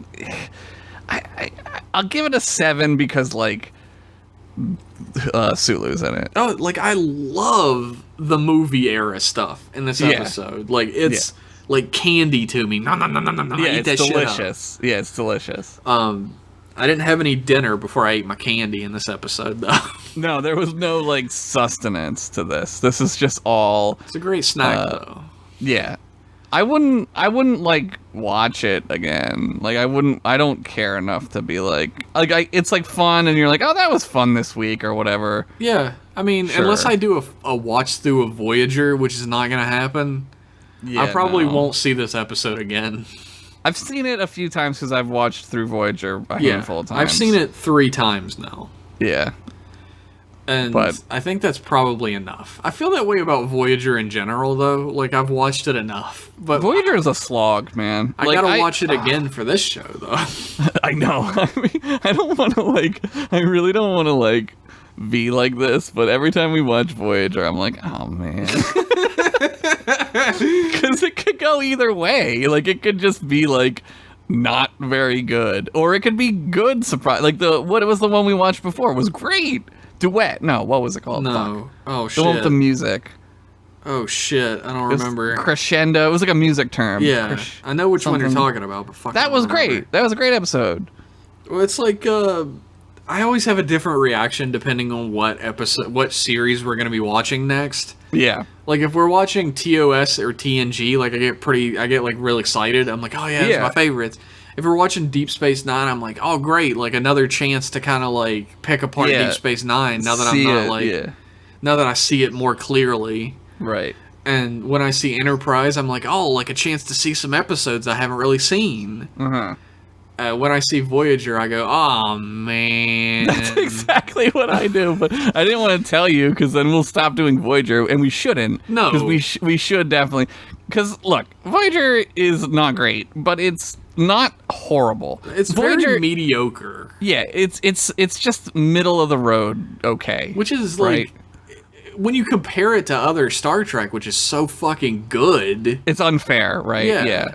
On its own merits, like, Voyager is a pretty okay show. Yeah, it's definitely okay. And I would say good. I would call it a good show. Sure. It's like, But- like Josh always says, it's like comfort food. Yeah. It's like You can leave fall Voyager asleep on. to it. Yeah, you can leave it on and be like, Star Trek is on, but I don't really care that much. Yeah, you don't have to, like, when you're watching TNG, Deep Space Nine, Enterprise, or TOS even, Yeah. like, you have to get invested in the show to really Right. enjoy it. But with Voyager, you can just leave it on in the background. You don't have to get invested in it. Oh, look, there's the sexy Borg. All right. Brandon back to Braga work. apparently caught a lot of heat for introducing 7 and 9 as well. Because I mean, she was why? just a TNA character. I mean, Jeff, she's a blonde who's 7'12", and she's got double G boobs. And by the way, they're fucking out the whole episode, the whole time. Yeah, she's They're just- wearing, like, literal skin-tight outfit the whole I think time. that they gave her one of those big old supporty bras that even compresses them a little bit. They're fucking enormous on the show, dude. There were a lot of people who were straight up like, Star Trek isn't supposed to be like TNA show. It's supposed to have Yeah. some sort of weight to it, Right. and not just in the bra. Some real weight. Some emotional weight, not some titty weight. It's like I've not watched a whole lot of 7 and 9, but I don't really have much interest in her as a character. Her character, I mean, this is like a whole episode. She's a great idea. Again, she's so Voyager in that she's a great idea that they just don't execute well. Well, she's Hugh, the Borg that learns to feel. She's Hugh, but her backstory is really dumb, and I hate it. She her parents are studying the Borg, and it's what? Couldn't she just have been at Wolf 359 or some shit? You know what I Yeah. mean? Why? What are we why are we fucking making it these people were the first people to see the Borg, and they studied them, and they were neglecting abusing their child basically, right? What the The fuck? writer's room thinks they're more clever than they are. Right. Just have her be a person that was assimilated. How many fucking humans have been assimilated? Something about Voyager specifically, because a lot of these writers go back and forth between Voyager and Deep Space Nine. Yeah. And even a lot of them have worked on TNG as well. But something about Voyager makes them be let's do something different this time. Yeah. But not good. Definitely not. Let's do something good. different but worse. They outthink themselves, and this show, like, I think you said it earlier with the oversaturation, like, they were just running out of good ideas. Like, the well was drying up, right? Oh, yeah. It's like a lot of Voyager episodes have direct counterparts from other series. Absolutely. Where it's just this episode but worse. Right, and this is the Scotty episode of TNG, and this is the Kirk episode of DS9, right? Like, this is just that. It's the throwback episode. Right. Gotta get an old actor. I guess out of those, I might like this one best. I'm not sure. What? You like this better than Tribbles? I don't know. Tribbles is really fun. I don't know. It's so fun. Worf is wearing a hood. I think maybe I like Tribbles best. I'm not gonna lie. I mean, it's so fucking great. It's like it was revolutionary at the time too. They took that old technology and just used it. It's got that Forrest Gump, Buddy Holly technology, the Weezer video technology. I love that video. That video. I remember first seeing that video and being like, "What the fuck? Like, how did they do this?" I was like blown away. I was there's like, a scene where like it's Al. It's not Arnold. Al comes out and he's like, all right, guys, here's your burger or whatever, and he gives it to the people, and then like he introduces Weezer, and he's like 40 years older. From Kenosha, Wisconsin. I have a fun fact of the day. Oh yeah, I think Buddy Holly was from Kenosha, Wisconsin, or that's where he died. Oh no, that's where the plane crash was in Kenosha, Wisconsin. Maybe that's why they say that, because the song is called Buddy Holly. You know, so it's not really. The Big Bopper died on that plane too. Yeah, like so did the other guy. The Big Bopper. Jimmy Valance. What's his name? Jimmy Valance. Is his name Jimmy? I feel like maybe that's Bobby. Not right. No. Richie Valance. Richie Valance. Fucking R.I.P. Sorry, dude. It's the day the music died, man. Yeah. Yeah. I was Kenosha. I spelled it right. Wow. Holy shit. Buddy. Josh Holly. is good. I want to before the music died. 50 years ago. Kenosha, Wisconsin. Oh, I think that's where the plane took off from. That was the last time he touched the earth alive. Yeah, in wonderful Kenosha, Wisconsin. We have people here. Fun fact that Josh already pointed out is that Star Trek VI had been produced 5 years earlier in 91, so that the actors from the movie had changed just enough that they mostly had to recreate scenes instead of filming and using the old ones. Yeah, I tend to think of that movie as being an 80s movie, right? Because they were all made in the 80s. Yeah, it's fucking wild that it came out the same year as, like, Rugrats. Right? Yeah, like, it seems like it's from the 80s, but it's, like, that weird time in the 90s when it was still the 80s. Oh, yeah. Like, until 93, it was still the 80s. The 90s didn't start until 93. I would agree with that, 100%. This episode is fun. That's mostly what I'll give it. Like 6.5 is like because it's fun. Right. Has some really good acting from everyone except Janice Rand. Yeah, well. Like she's really not great, but it's great to see her. She's here. She was never really that great, but no. It's good to see her again. You get to see Kang. Yeah, Kang is in it, which is really cool. I think this is his last appearance as Kang. Or maybe the second episode with Kang from Deep Space Nine happens after this. Yes, it does. But I fucking love Kang. It doesn't hurt that he's Mr. Freeze. Which one's, excuse Bless me. you. Which one is the Klingon out of the three of them that is the old man in Deep Space Nine who loses his mind? Core. Okay. Yeah. And then there's Kang is the one where they go on that like mission with Jadzia. All three of them go on that one, but he's the leader. Right. They want revenge on the albino. The albino, yeah. Did you know there's like I'm sure you do, that there's like a film trope that's like the evil albino? Oh, yeah. That like it's kind of all like albinos are evil in movies. It's like redheads. We're all Except evil. Powder. Powder was the hero. Powder is he's misunderstood though, so That's true. I always kind of got that feeling from what's his name from Raiders of the Lost Ark. He's not an albino, but he's like real super white Nazi guy. The guy who gets his face melted off? Yeah, fucking the Nazi, the Nazi. Lead Nazi with the glasses. Yeah. What is his fucking name? Jesus Christ. His name is Nazi Face. It's like it means a tote. It's like almost like death. Tote. Yeah. He's like a tiny little guy, too. Yeah. I love when he takes out the hanger and you think it's like some fucking torture device. Everybody tenses. I love it. And then they release. That movie's a fucking masterpiece. I love that movie. God damn, that movie. It's on Netflix right now. If anybody wants to see it. Because I watched it like last week. Fucking amazing. It's so good. Like, that movie is like everything. And look, I know like I'm on this JJ soapbox, but like, JJ's like the self-appointed like Steven Spielberg heir. Watch Raiders of the Lost Ark and try to imagine what it would be like if Abrams had made that movie. A lot more quipping. Dude, like Raiders of the Lost Ark is my favorite indie movie. It's a tough one for me.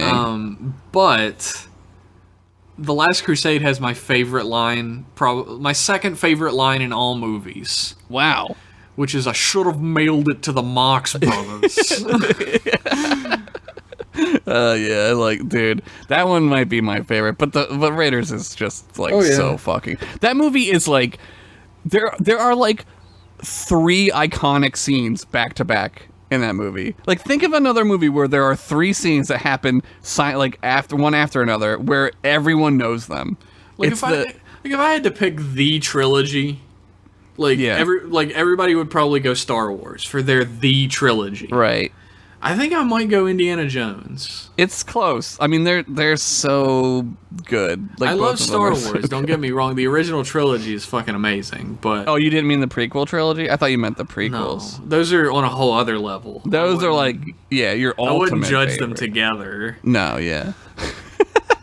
By the way, the best line in cinematic history is from RoboCop. When Clarence Bodiger walks into the room that the hookers are with that guy, Bob Morton, and he says, "Bitches leave!" Dude, I haven't seen RoboCop unedited in, oh my god, it's gotta be... I should have like an 80s day where I watch like RoboCop, I watch Predator. RoboCop, best movie ever made. You love RoboCop. I fucking love RoboCop, dude. Bitches leave. Bitches leave. You're Fired is pretty good. That's a great one. You're Fired. And then that guy's so evil in all the other ones. I always just remember, like, I know Dick Jones's name in that movie. Yeah. Because of Clarence Bodiger getting thrown through 100 plate glass windows and yelling, "Dick Jones! I work for Dick Jones!" He keeps picking him up and throwing him. Oh, man. He shoots that dude's dick off. Fuck yeah. You definitely have seen the version where he just continues shooting people's dicks off, right? Yeah. Oh, my God. Now that's a masterpiece. It's fucking... Oh, my God. That movie is so good. It really is. We've gone off the rails. Just like this episode. So... Don't worry. It's just a memory engram virus. If you would like to talk directly to us and have your emails read on our other show, M-Class Email, you can send those emails to mclassemail@gmail.com. Singular. No extra S's. None of them. No S's. M-Class Email. And you can follow us on Twitter at mclasspodcast. That's pretty self-explanatory. When is this episode going to come out? Should you plug being on original characters? I don't know. I don't know when you're going. Well, I mean, you just did.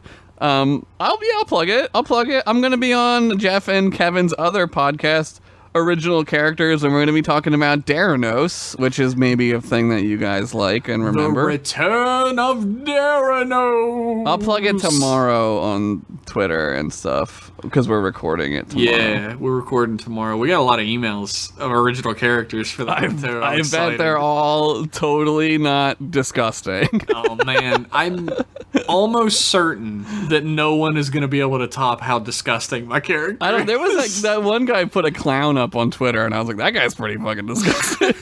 I think I've got this market cornered. We'll find out, though. That's saying something. It really is. Daranos is pretty disgusting. I can't wait to talk about, like, Daranos, though. Like, I got lots of things to say.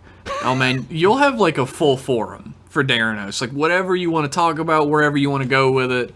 I don't know. How long is it? Can I fill an hour?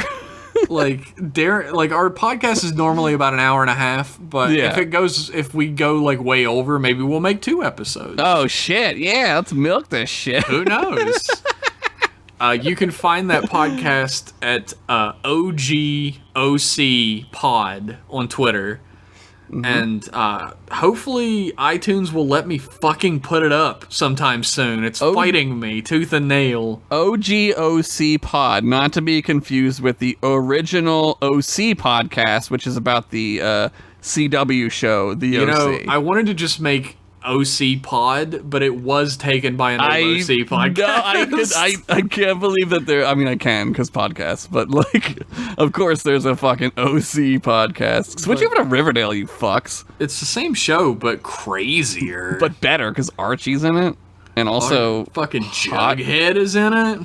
Hot high school action is going on. Hot 28-year-olds pretending to be teenagers fucking. Yeah. OGOC Pod is where you can find it on SoundCloud, and on YouTube you can find it under Original Characters. That's easy. So follow that shit if you want to hear about Daranos. I like that show. I'm the guy who does I'm the wizard. Man, out of retirement for you guys. Did you hear that? I'm not retired. I was just, journeying around the stars. Oh my God, it tied in. He tied it in. That's what they paid me to say. Okay, make the cash out to Reese's the Wise with a Z. I can't believe he did that for $10. I'm gonna buy a fleshlight. Thanks, right, Reese's. See you later, Reese's. Don't touch my dog on the way out. I will. Anyway. Whatever your name is. You said it. You knew it. Anyway. Thanks for tuning in, everybody, to M-Class Podcast. We love you. And if you want us to actually love you and not just say it in a loveless marriage, you can head on over to patreon.com/mclasspodcast, and for little as $1, you can get content early, you can get free wallpapers, you can get access to the M-Class Podcast Discord with some of the coolest people on the internet. I was there the other night. It was a banging good time, man. It's always banging up in there. People have a great time all day long. Yeah, it was fun. So, give us your money. Yeah, do it. You get the emails episode early, which is, like, cool as fuck. You don't want to be one of those next Wednesdays. See you next Wednesdays, I call them. Fuck, that's right, dude. If you start talking about email on the Wednesday it comes out to the public, everybody's already talked about that shit. It's over. Real. We were there already. But thanks for listening either way. We appreciate it. Yeah, it's awesome. Thank you so much. And we'll see you in 1 week with more M-Class goodness. Bye. Bye-bye.